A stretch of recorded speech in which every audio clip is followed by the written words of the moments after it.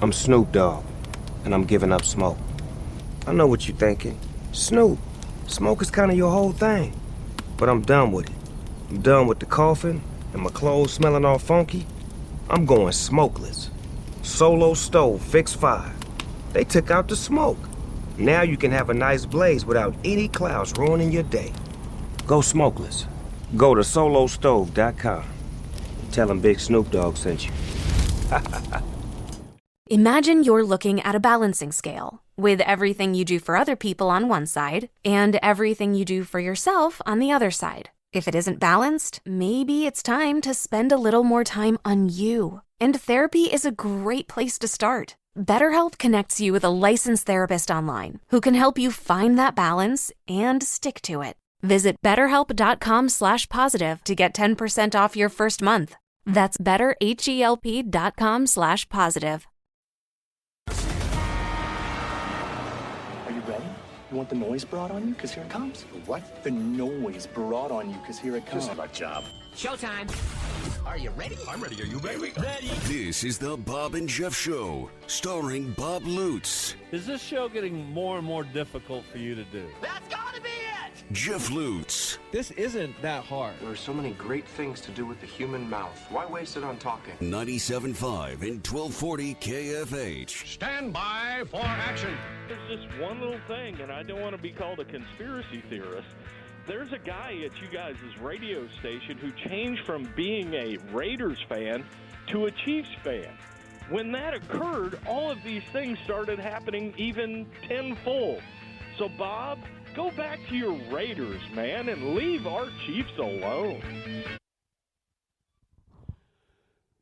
Hello, everybody. It is the Bob and Jeff Show on KFH Radio. Bob Lutz, Jeff Lutz, your co-host, Max Power, producing, engineering the show. When did Earl call? I don't know. Must have called off the air.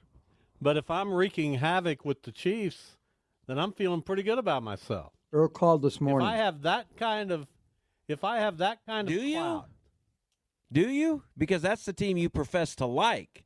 So now they're bad. No, they're not bad, of course, but they haven't been playing well. They've been playing poorly. The results haven't been there. And that what can't am I all about? That can't. Well, I don't know. I don't think Power. anybody knows. I'm about having power. Really? Over you, over the show. That's embarrassing. Over Max. That's what I'm about.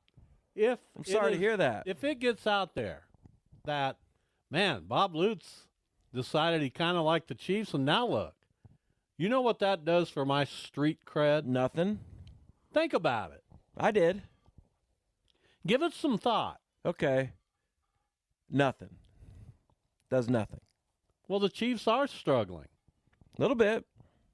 And last night, they kind of lost their cool, especially Mahomes, Andy Reid, and wasn't a good look. Today, they're not really taking it back. And here's my point. Don't line up off sides, Kadarius Toney. And here's my understanding of this rule from the get-go. From the very first time I ever saw a football game, a receiver lines up, right? Yeah. A receiver walks into a bar. Hilarious stuff. Oh, I don't get it. A receiver, I know you don't get it. That's because you don't get anything. And by the way, I got something to talk about with Adam Sandler in a moment. A receiver Were you lines there? up. Doesn't the receiver 95% of the time look to the official and say, am I good?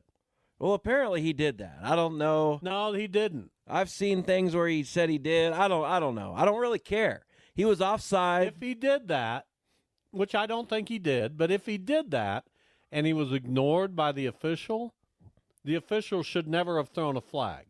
If he But didn't, is it the official's responsibility? It's if you're asked.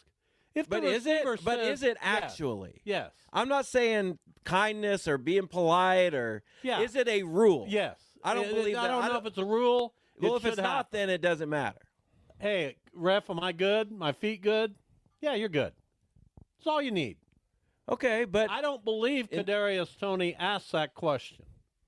So it's not up to the official to intervene and say, hey, bud, you're not lined up correctly. It is the official's responsibility, in my opinion, if he's asked directly, to confirm. Say, yeah, you're good, or no, back up a few inches. Well, I saw a video that was put out on Twitter where it was Terry McLaurin, and he did ask, and he did get confirmation that he was lined up okay, and they still threw a flag.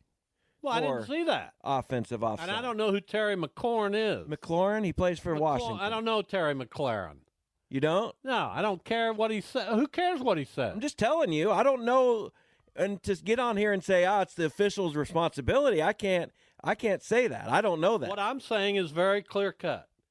If the official was asked and he denied to answer, then the Chiefs should be up in arms. I don't agree with that. If the official was asked and he said, yeah, get back a couple, you're good, but get back a little, and Tony denied to do that, then it's on him. If Tony didn't ask an official and he just went to the line of scrimmage, then all bets are off. You know who it's on in any of those scenarios? All of them?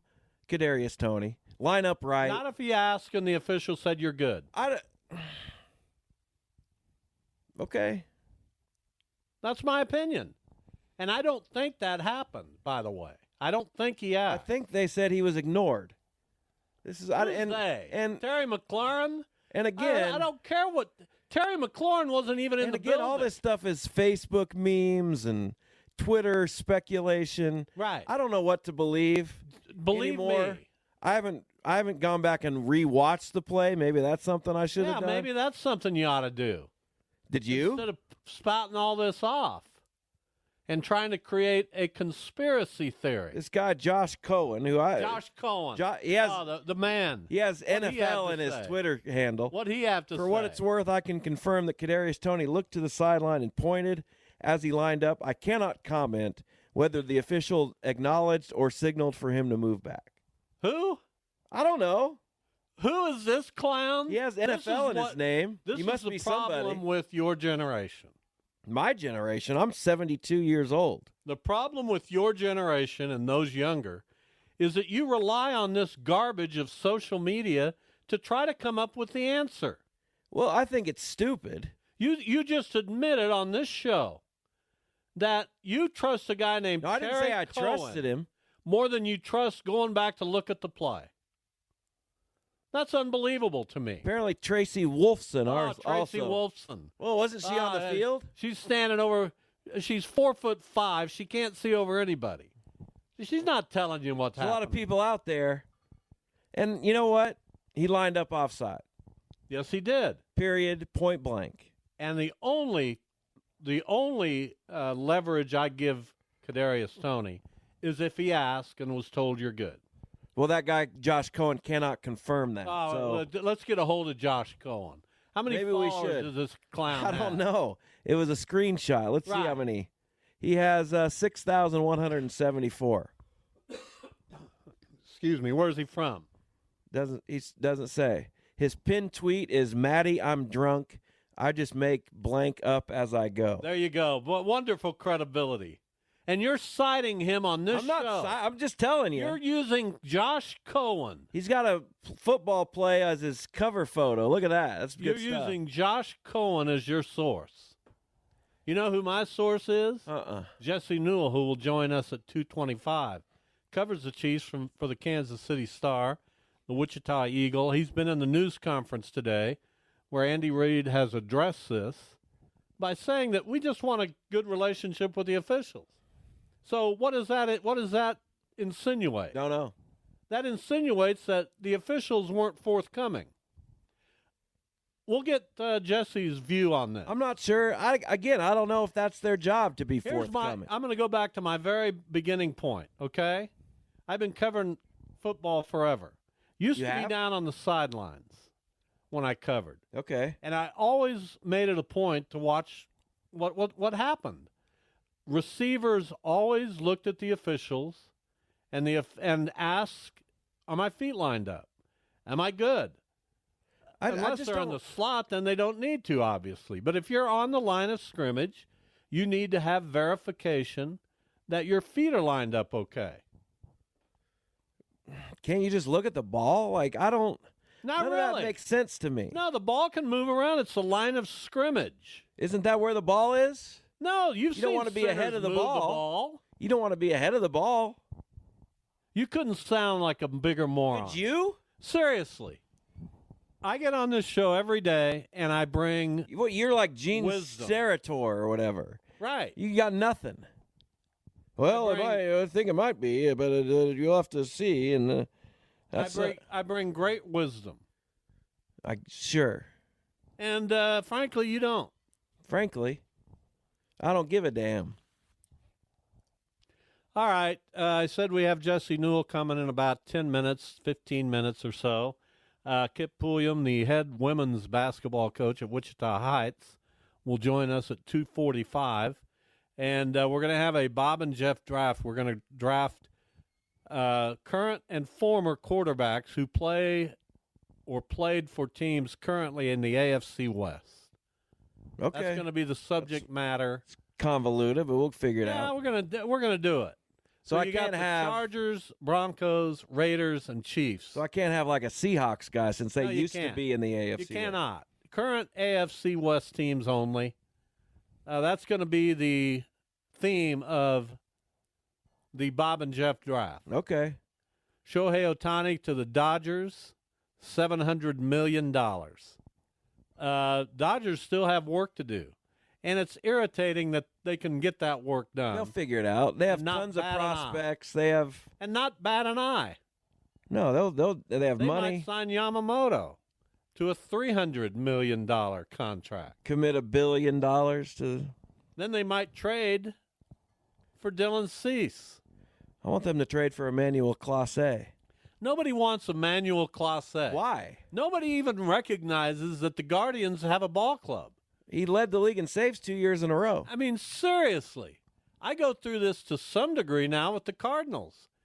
Hello? Is there any radar? Let's go. What are you talking about? You've signed 3 starting pitchers. But with Cleveland, it truly is. Is there a team? I would check every day. We got Austin Hedges. What are you doing? I don't know. You just acquired a catcher. You sent him to Miami. Yeah, Christian Bethancourt. Then you get this guy who couldn't hit his way out of a paper bag. Is he better than Christian Bethancourt? He is not. Then why'd you do this? Because we think he's a clubhouse guy. We got a young manager. But he was a catcher. Sandy Alomar was a catcher. We don't need a mentor to Josh Naylor. We got plenty of those guys. They're talking about trading Bo Naylor. No, I've seen. I mean Bo Naylor as catcher. Well, they're talking about trading. No, they're Josh not going to trade Josh Naylor. Well, they might. They're not. They got this hunky-dory first base prospect. Anyway, who cares? The point is... And the number 1 pick in the draft. Shohei Ohtani will make his stateside debut as a Dodger against the St. Louis Cardinals. It's exciting. They're starting in Korea against the Padres. But yes, that's why I said stateside. Once they come back to the United States, it will be against... That's a 4-game series, by the way. So we'll have to pitch to him for 4 games. Lance Lynn, who gave up 44 home runs last year, might give up that many in the series. Well, he's a DH for $70 million this year. Hope it pays off for him. Good luck. Well, they've also got Mookie Betts and Freddie Freeman and Max Muncy and Will Smith. And Max Muncy's old. Will Smith is pretty good. But Hayward, Taylor, I mean, their lineup's really good. Well, they got young like guys. You said, Outman. They got some young guys, too. Like you said, they got work to do.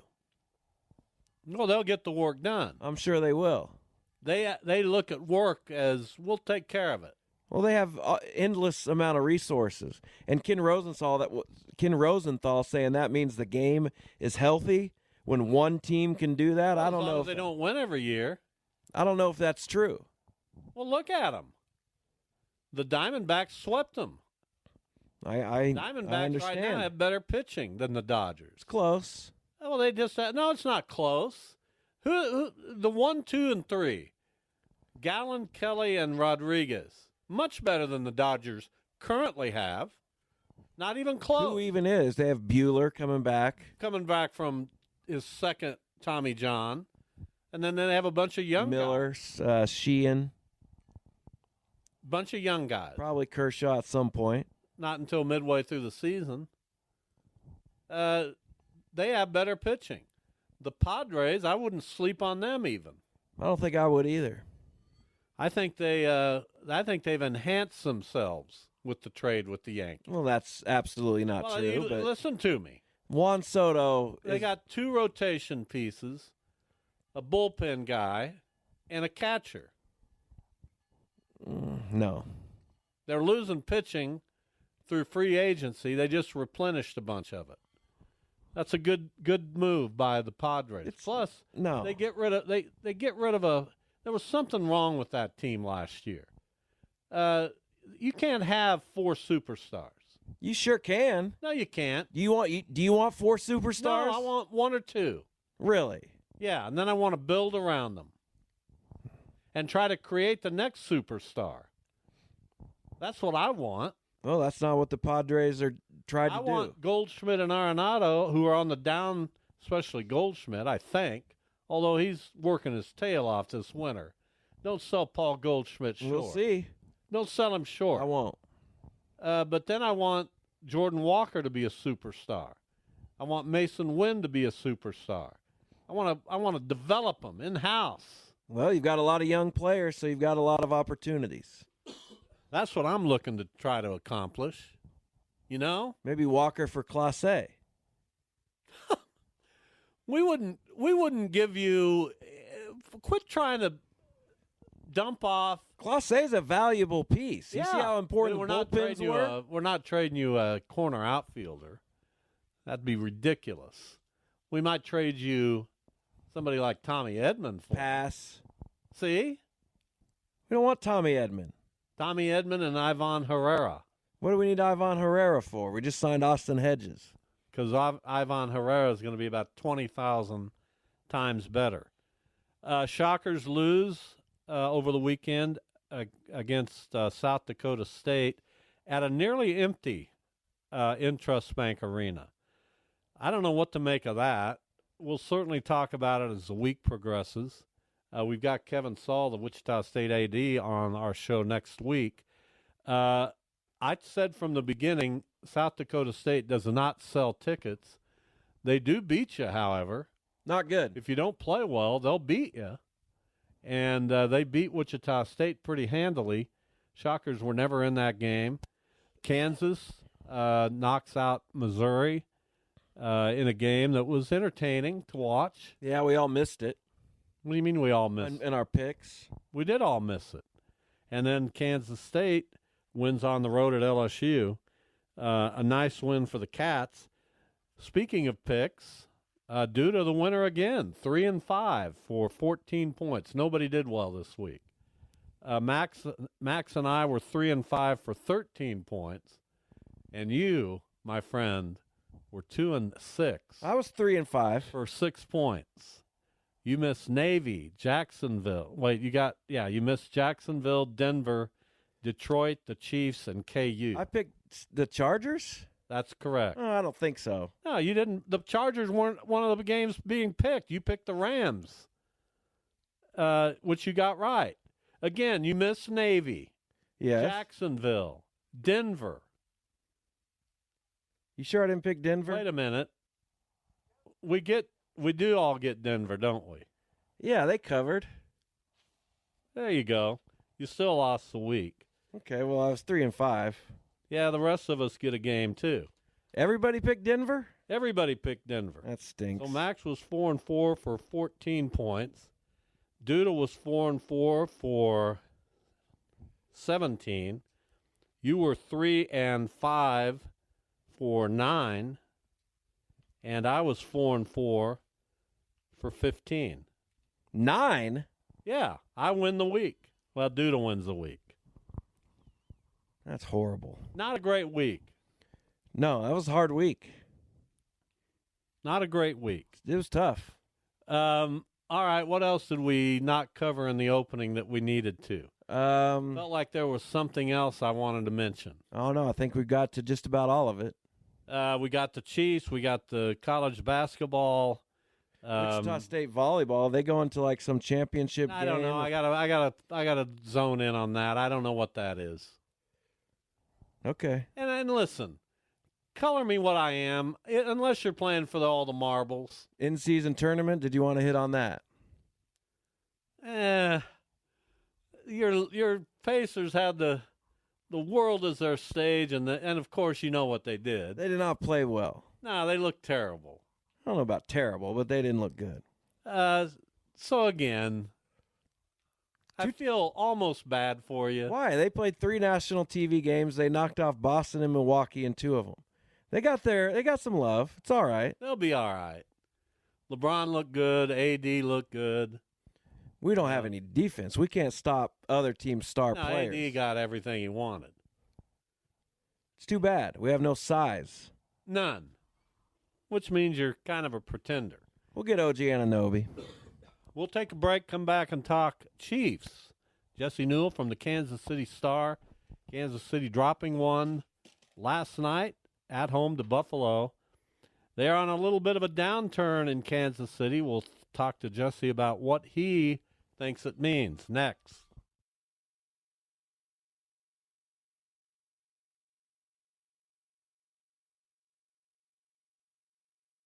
I'm Snoop Dogg, and I'm giving up smoke. I know what you're thinking. Snoop, smoke is kind of your whole thing. But I'm done with it. I'm done with the coughing and my clothes smelling all funky. I'm going smokeless. Solo stove, fix 5. They took out the smoke. Now you can have a nice blaze without any clouds ruining your day. Go smokeless. Go to solostove.com. Tell them Big Snoop Dogg sent you. Walk the dogs, school drop-off, meetings from 10 to 3, take kids to soccer, then no time left for a jog. When everyone else is relying on you, it's easy to put your needs last. BetterHelp connects you with a licensed therapist online, so you can show up for yourself the way you do for others. Visit BetterHelp.com/positive to get 10% off your first month. That's BetterHelp.com/positive. Imagine you're looking at a balancing scale with everything you do for other people on one side and everything you do for yourself on the other side. If it isn't balanced, maybe it's time to spend a little more time on you. And therapy is a great place to start. BetterHelp connects you with a licensed therapist online who can help you find that balance and stick to it. Visit BetterHelp.com/positive to get 10% off your first month. That's BetterHelp.com/positive.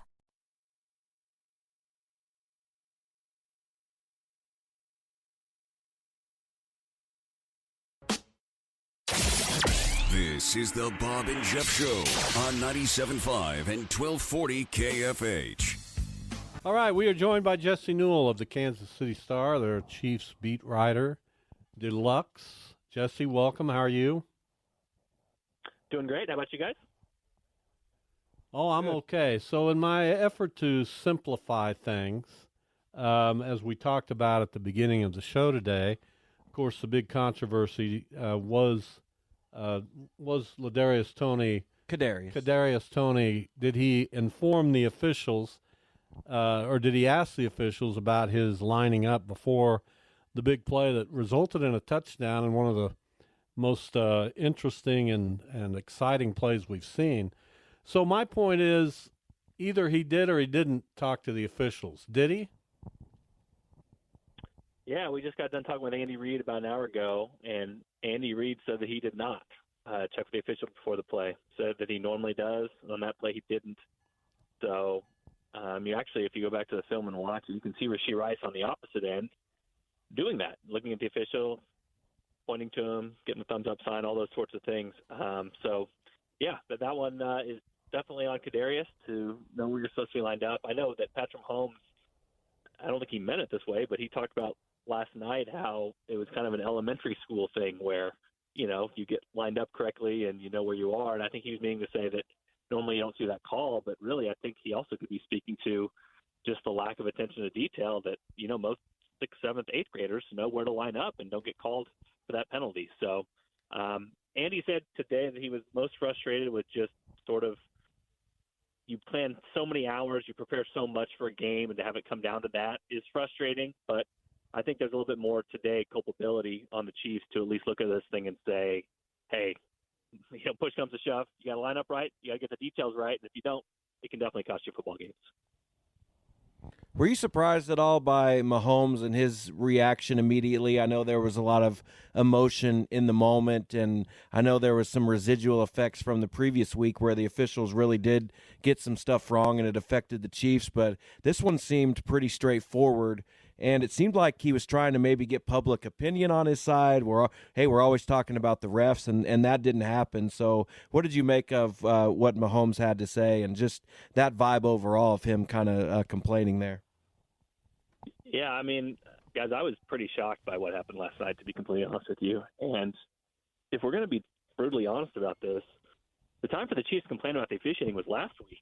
That pass interference call was blown. You know what I mean? And it would have given the Chiefs a chance to win the game. But they did take the high road to end, and Patrick Mahomes even said, hey, if I throw that ball out there farther for MVS, then it's probably a touchdown. You don't worry about the officials, and I'd rather have the officials let the guys play. I think that was his point last night, was like, let the players decide the game. But you guys spoke to this. I mean, this is something pre-snap that's just so obvious. If you're an official lined up looking up at the ball, that if you don't see the ball, if the guy's that far up ahead, I mean, it's the flag you have to throw. And me and Sam McDowell, the columnist for the Kansas City Star, were looking at the other 3 instances today in the NFL of receivers getting called for that penalty. And it was sort of fascinating to look at because there really wasn't any warning on those either. There was even one with Amir Smith-Marset, who was actually a Chiefs receiver earlier this year. He got called for one this past week as well, and he goes to the sideline, and there's 2 coaches yelling at him because it's like, hey, this is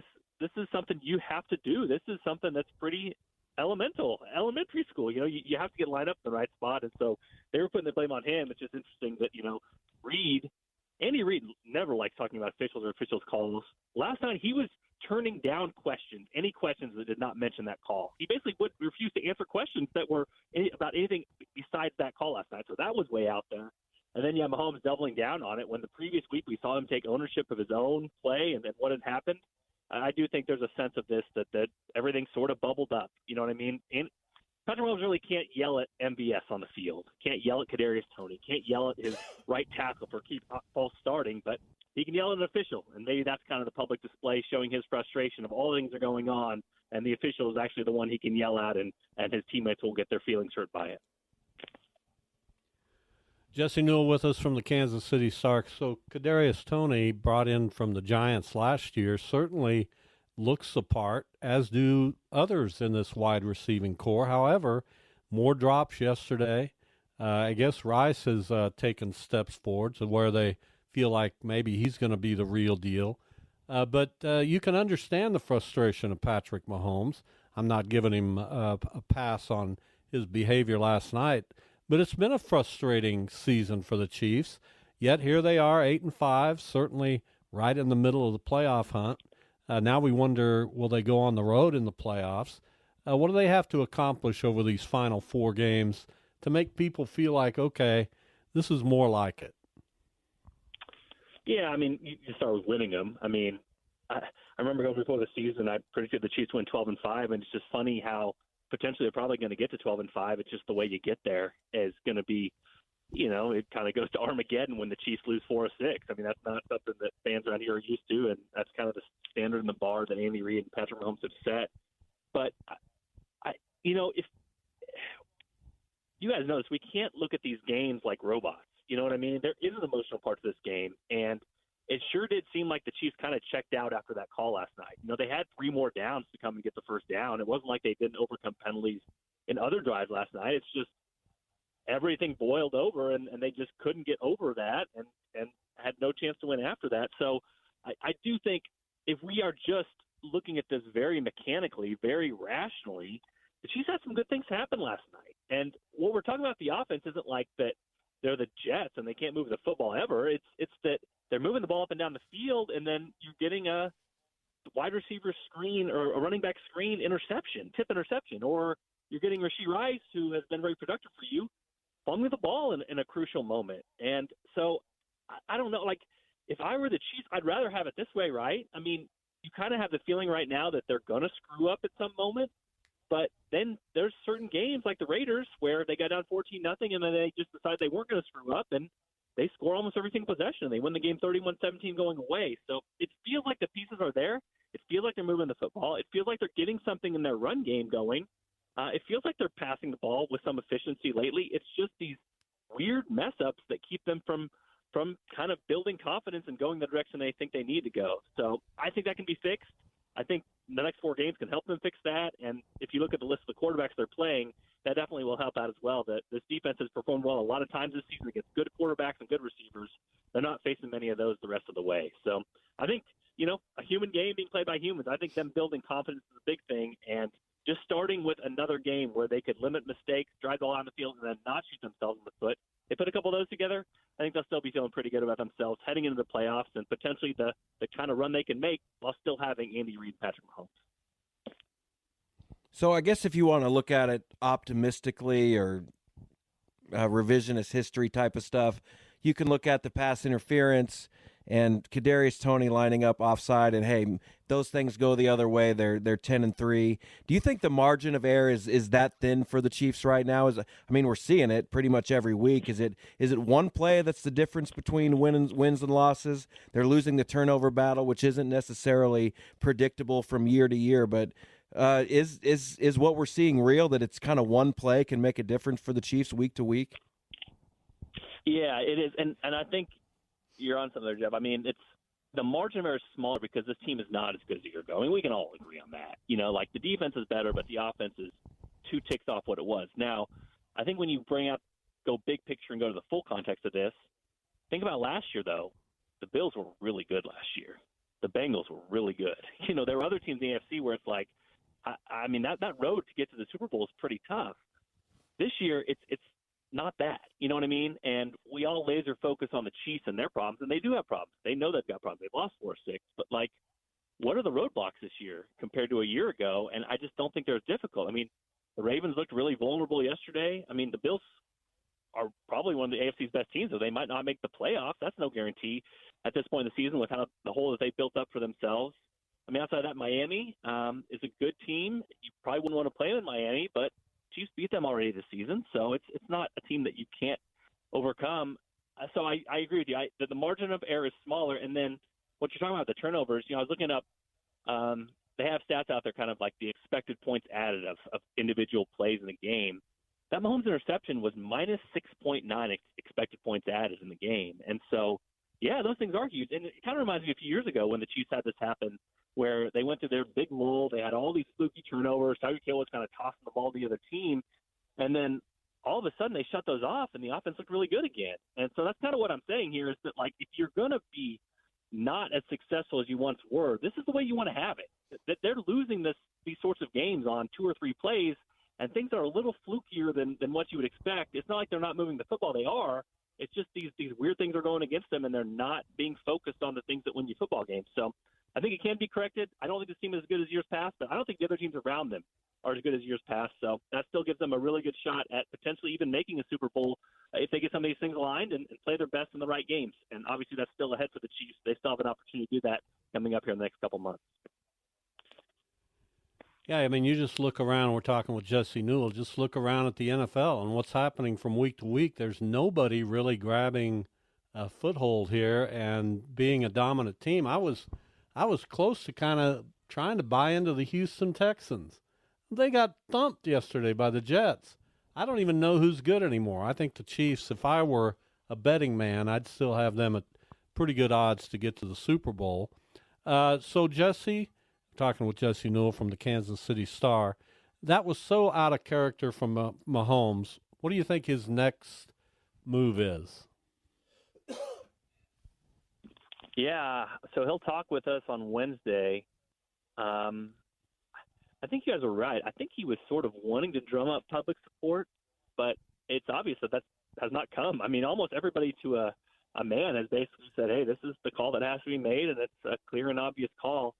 So I think we'll see a little bit of a mea culpa on Wednesday. I think he will back off of those statements and basically just say he was frustrated in the moment and needs to control what he can control moving forward, and basically give more of the message that he gave last week after the pass interference call, which is like, hey, if I control what I control, then the team will be better in the future, and you don't have to worry about these things determining close games late. So I do anticipate that there's something different for Patrick Mahomes coming up on Wednesday, but I also anticipate that him and Avery are probably going to get fined. And we haven't seen that in a long time in the NFL for people to publicly basically call out officials and then get fined for it. But I think both of those guys were sort of aiming for that yesterday, and I think both of them are probably going to get it here in the end and get sanctioned for what they said and the very intentional comments they made last night to make a point. So let's fast forward to Week 18. I think it's against the Chargers. What will the Chiefs be playing for at that point? Do you think the division will hang in the balance? Is Denver a real threat? What are the Chiefs playing for in Week 18, January 7th? Yeah, I mean, it's hard for me to think that Denver's going to stick in this thing now. Would the Chiefs want to be one game up at this point with 4 games left and to kind of have some pressure that they put on themselves? They would not want that, but the schedule does lighten up here. I was looking at the New York Times odds of this, and it said if the Chiefs run the table, I think they have around a 35% chance still of getting the 1 seed. Go down some of these other teams' schedules, like the Ravens. I mean, the Ravens had like murderer's row down the stretch.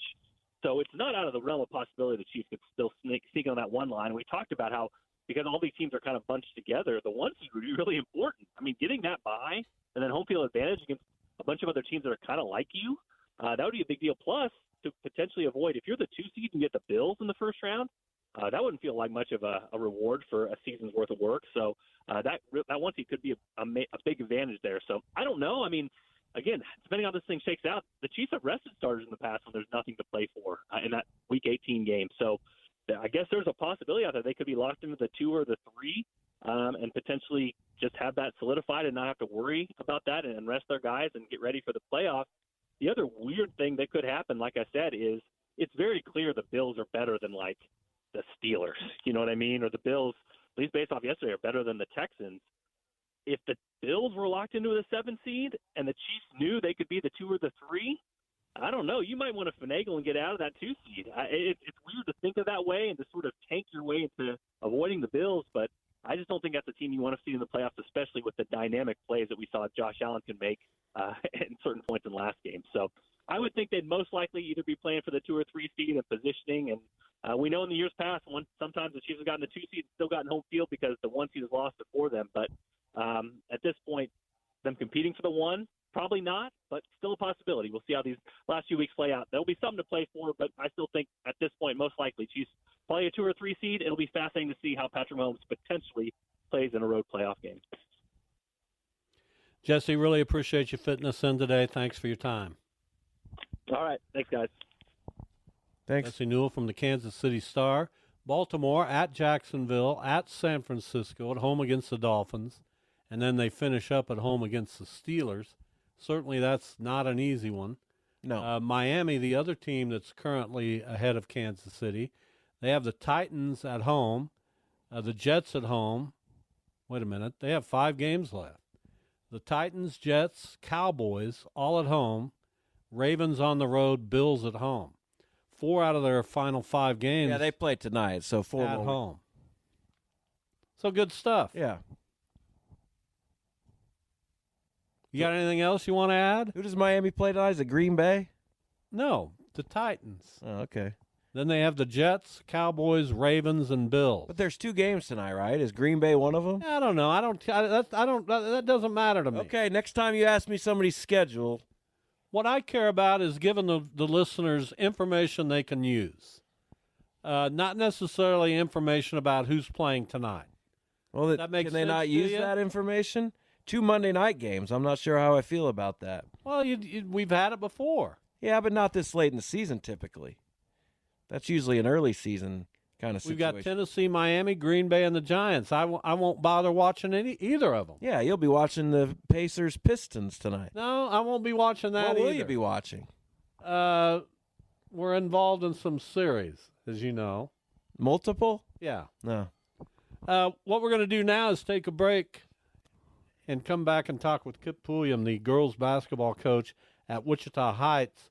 Later, we'll talk about the Adam Sandler experience here in Wichita last night. I did not go, but he had a posse with him. My goodness gracious. How fun would it have been to been at the wine dive and watch Kevin James come in? I don't know. I didn't know that happened, but I knew he was here. David Spade, Rob Schneider, Kevin James. Yes. All with Adam Sandler. He's batting about 333 there. Kip Pulliam joins us, girls basketball coach at Wichita Heights. Back in the fold. Kip, welcome.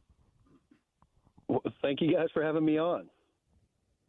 Feels like the old days, doesn't it, to some degree? It sure does. It does. Took a little hiatus for a little bit. Watched my son graduate high school and spent some time with him when he was finishing high school, and now I'm back at it. Well, it would have been a longer hiatus if you'd watched him graduate college like I did with my son. It took him about 12 years. Kip, tell us what enticed you. You kind of mentioned it. You were off watching your son become educated, but what enticed you to return to coaching in the high school ranks and to a place, Heights, where you had so much success previously? Well, basketball's been in my blood. I mean, you as you know, my dad was my coach, and I've always loved basketball, and he was a big part of that. And he's the one that got me wanting to play basketball and then wanting to coach it. And so it's in my blood. And I wanted to spend a few years with Gunner, my son, and watch him through high school. And he's graduated high school. He's in college now. And so when the job opened up, I thought this would be there's really nowhere else I want to coach. So I thought it'd be a great opportunity to get back into it. So what's it been, about 7 years? 6 years.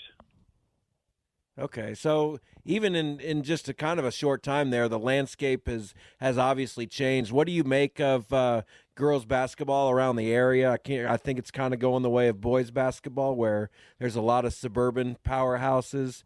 And what do you think of the City League so far? Is it possible to replicate the kind of success you had there originally?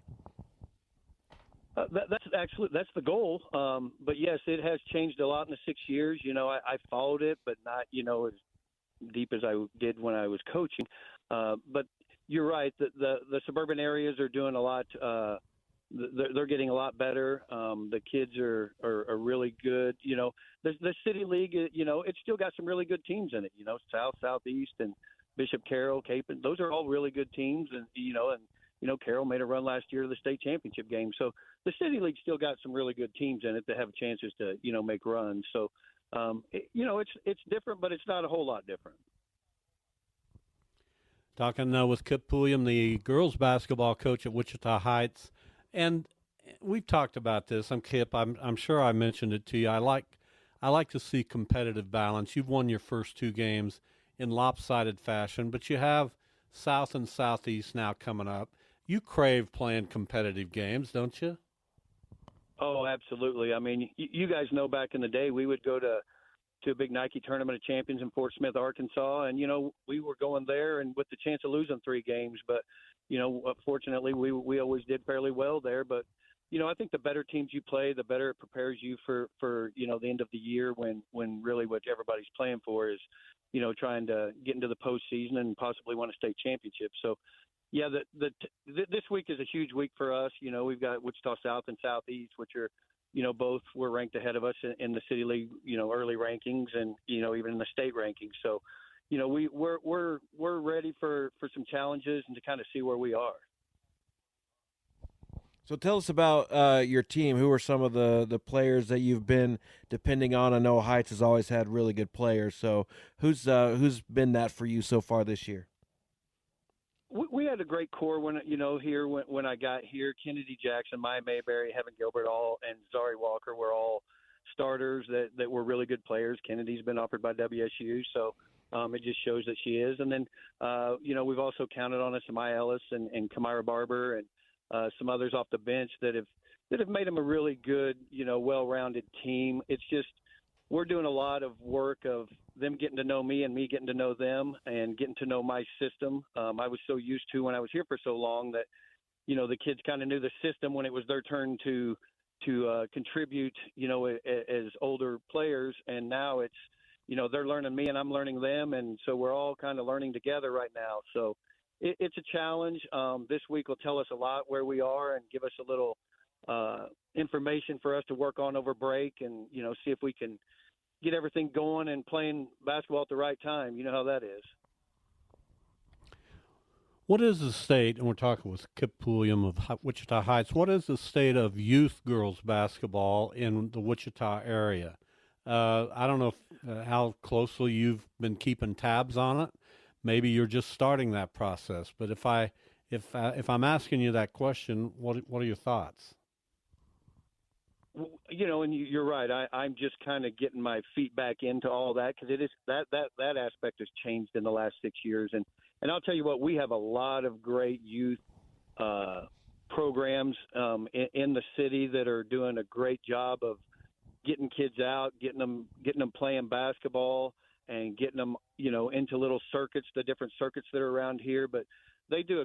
We actually have a really, really good, youth basketball in the city. So there's a lot of opportunities for those kids, and it's been, I think it's going to help in the long run. And I also think it helps now, you know, there's quite a few good players around.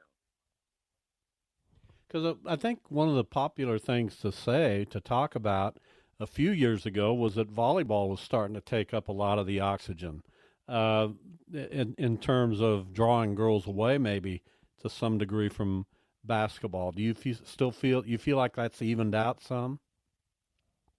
I think it's evened out a little. I still think it's there, you know, and I think there's some you know, kids that specialize in sports. You know, I try and get mine to play as many sports as they can. I think it's better for their body and you know, during the school season, and then, you know, in the summers, and they have other, you know, and they play basketball. A lot of them play basketball year round, but I think it's kind of starting to equal out a little. I still think you're always going to have your specialty players, whether it's anywhere from softball to basketball to volleyball, you know, or soccer even, you know. So I think there's always going to be, you know, teams that lose players because of that, but I don't see it. We don't see it as much here as we do as other places do, though. So, Kip, does your place in history, is that something that you think about? I know you're first and foremost about the players and developing them and having those relationships, but if you win your next game, you'll be 200 games over 500, which I think is pretty good, 246 and 46. So, and you got the 4 state titles. So, does that stuff, you know, when you look back at it, obviously it meant something at the time, but when you look at the overall picture, is that something that you think about a lot? Actually, you gave me numbers that I didn't even know. So no, I really don't think about that. I think my goal is to teach the kids a lot of life lessons as well as basketball and prepare them for life after basketball and after high school. So you know, my goal is to get all these kids some kind of scholarship so they can go to college and not have to worry about paying. But you know, it's more about the kids than it is me. You know, you know me, I'm very competitive. I've been competitive since I was in high school and played in college. So, you know, it is competitiveness for me, but it's also, you know, mainly for the girls. Well, we're used to asking Joe Auer about those numbers. He knows them all. So, please don't tell Joe I said that. It's got to be fun being. It's got to be fun being back at Heights, where you're in the same department now, the same athletic department with Joe Auer. I know how you guys, you know, coached together for a long time. Him, the boys, you, the girls. That's got to be rewarding. It's very. I mean, actually, me and Joe have done a lot of talking, you know, since I came back. You know, when I took the job at the end of last year, and we've done a lot of things that we're going to, you know, do with each of our teams. It's a lot of fun when both teams are really relevant and really good.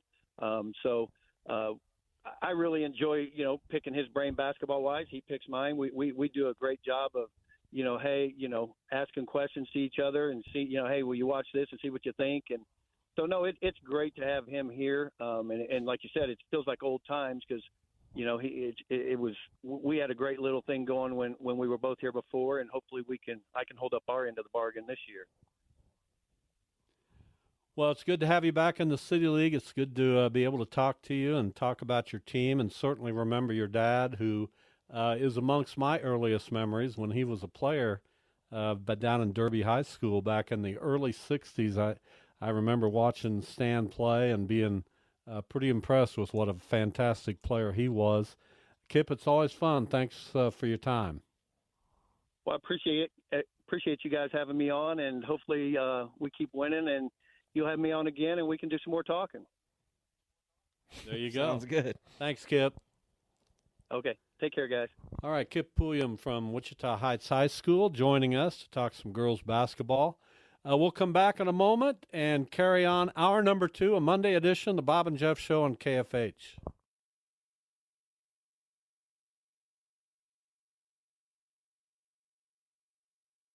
I'm Snoop Dogg, and I'm giving up smoke. I know what you're thinking. Snoop, smoke is kind of your whole thing. But I'm done with it. I'm done with the coughing and my clothes smelling all funky.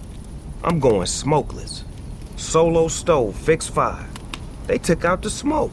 Now you can have a nice blaze without any clouds ruining your day. Go smokeless. Go to solostove.com. Tell them Big Snoop Dogg sent you.